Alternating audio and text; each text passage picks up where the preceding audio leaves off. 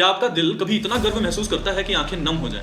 क्योंकि आज मैं आपके सामने लेकर आया हूं एक ऐसे वीर की कहानी जिन्होंने अपनी जवानी, अपनी जिंदगी, अपने सपने सब कुछ भारत मां के चरणों में समर्पित कर दी। Welcome to the episode 3 of the series legends in olive.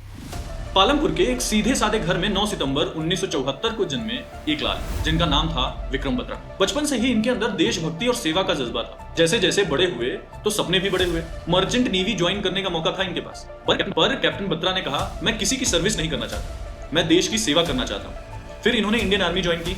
NDA और फिर आईएमए की टफ ट्रेनिंग के बाद इनके कंधों पर इंडियन आर्मी की यूनिफॉर्म आई तो हर पालमपुरी मां ने गर्व महसूस किया। 1999 का कारगिल, हर तरफ बर्फ की चादर, पर इनके अंदर थी एक आग, अपने देश के लिए कुछ कर गुजरने की आग। इनको मिला था कमांड 13th JNK राइफल्स और मिशन था लगभग इम्पॉसिबल, पॉइंट 5140 को कैप्चर करना। जब ये अपनी टुकड़ी के साथ एनिमी के बंकर पर चार्ज कर रहे थे, गोलियां बरस रही थी, ग्रेनेड्स फूट रहे थे और कैप्टन बत्रा हर एक सिपाही को मोटिवेट कर रहे थे, come on boys, let's do it. और जब विक्ट्री मिली और इनकी आवाज रेडियो पर गूंजी, Chanakya, it's Shershah, we have captured the post, ये दिल मांगे मोर।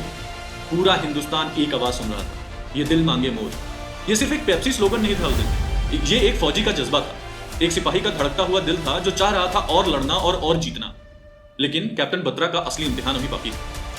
7 जुलाई 1999, पॉइंट 4875, इनको बुखार था, पर जब एक साथी ऑफिसर कैप्टन नवीन नगप्पा घायल हुए तो इन्होंने कहा, मैं जाऊंगा, मुझे जाने दीजिए।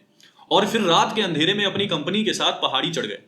गोलियां चल रही थी, दुश्मन ऊपर से फायर कर रहा था और कैप्टन बत्रा अपने जवानों के साथ दुर्गा माता की जय का नारा लगाते हुए बढ़ते गए और पलक झपकते ही दुश्मन के ट्रेंच पर कब्जा कर लिया। उस वक्त जब एक यंग सोल्जर जख्मी पड़ा था, लहूलुहान था, इन्होंने अपने सूबेदार रघुनाथ सिंह को कहा, इसे बचाना है, क्योंकि वो सोल्जर घायल था और उसकी फैमिली उसके वापस आने का इंतजार कर रही थी। वो उसे खींचकर कवर में ला रहे थे। तभी स्नाइपर की गोली कैप्टन बत्रा के चेस्ट में लगी और उनके होठों से निकला, जय माता दी, और वो हमेशा हमेशा के लिए अमर हो गए। 24 साल की उम्र, महज 24 साल की उम्र, लेकिन पूरी जिंदगी से भी बढ़कर कहानी। उनका दिल, उनका जज्बा और उनका बलिदान हर हिंदुस्तानी के लिए मिसाल बन गया। उन्होंने अपनी होने वाली पत्नी डिंपल जी से कहा था, या तो तिरंगा लहरा के आऊंगा या तिरंगे में लिपट के आऊंगा, पर आऊंगा जरूर। और वो अब वापस आए, तिरंगे में लिपट।